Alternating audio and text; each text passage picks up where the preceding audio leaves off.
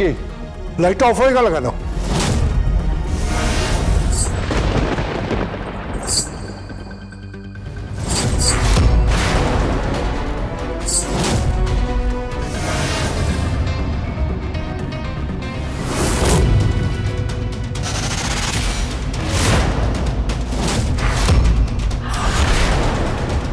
Daddy, daddy Gita! ভালো যাও। কে তুমি? এই মুখ দেখাও।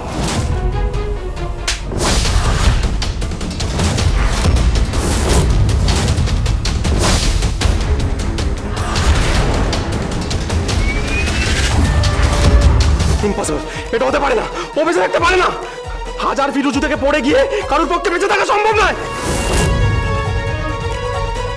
এটা কোনো বহুরূপী হবে। এই কে তুমি? কে তুমি? কে? গীতা, অ্যাডভোকেট গীতা, এল এল বি। এ কি আপনি? আমি, আর আমার সঙ্গে আরেকজনও আছে।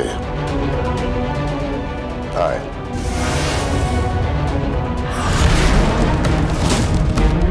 তো তুমি এখানে? তোমার তো জেল কাস্টাডি হয়েছিল, তুমি তো জেলে ছিলে। না না, জেল হয়নি। কলকাতায় আসার পর উকিল দিদিমণি আর বড়বাবু বলেছিলেন চিন্তা নেই। বড়বাবু, কাকাবাবু সবকিছু জানতেন।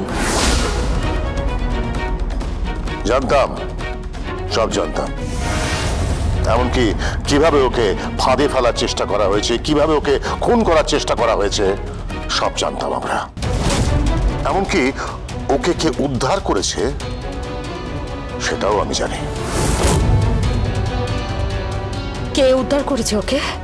হ্যাঁ, কে উদ্ধার করেছে ওকে? ওই মানুষটা।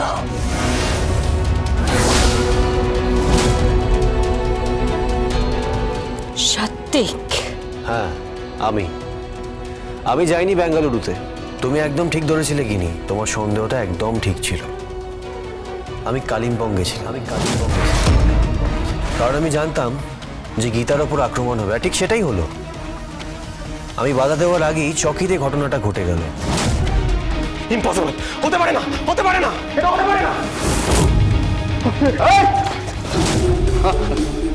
কোথায় যাচ্ছ? হ্যাঁ, জ পলাওতি সজীবতী। কৃপান বাবু, আমার মেয়ে মণ্ডপে দাঁড়িয়ে আছে, আর সেখানে কোত্থেকে একটা মেয়ে গীতা সেজেছে?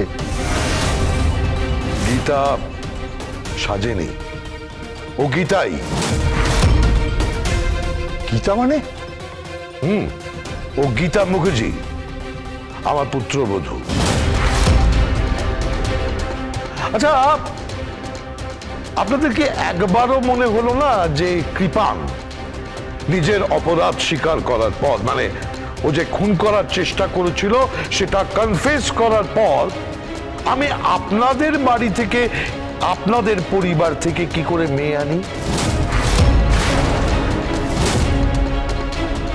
মানে আপনি সব জানতেন? গীতা LLB সোম থেকে রবি প্রতিদিন সন্ধ্যে 6:30টায় স্টার জলসায় ও জিও হটস্টারে।